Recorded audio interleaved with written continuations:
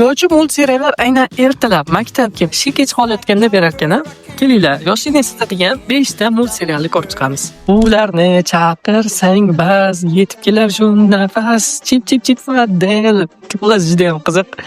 Chip Fadel multserialni menimcha ko'rmagan inson qolmagan bo'lsa kerak, chunki aytib o'tgandek ertalab ko'pincha berardi bu multserial. Sehrgar mushuk va uning do'stlari bilan sehrli odamgacha o'ynaganimizni eslayman. Ikkinchi o'rnimizda Simsolgrim multseriali.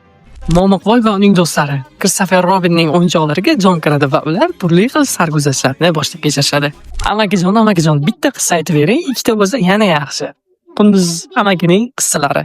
Juda ham ajoyib multserial, to'g'risi o'zim shaxsan diskini sotib olib, qaytadan ko'rib chiqqanman. Va nihoyat so'nggisi, eng boy personaj, ya'ni Scrooge McDuck. Scrooge McDuck o'zining jiyanlari bilan turli xil sarguzashtlarni boshdan kechiradi, juda ham ajoyib multserial. Yoshligimga qaytgim keladi. Yana qaysi multserial sizni yoshligingizni esga soladi? Izohlarda qoldiring. Shu va shu kabi kontentlarni o'tkazib bormaslik uchun sahifamga obuna bo'ling.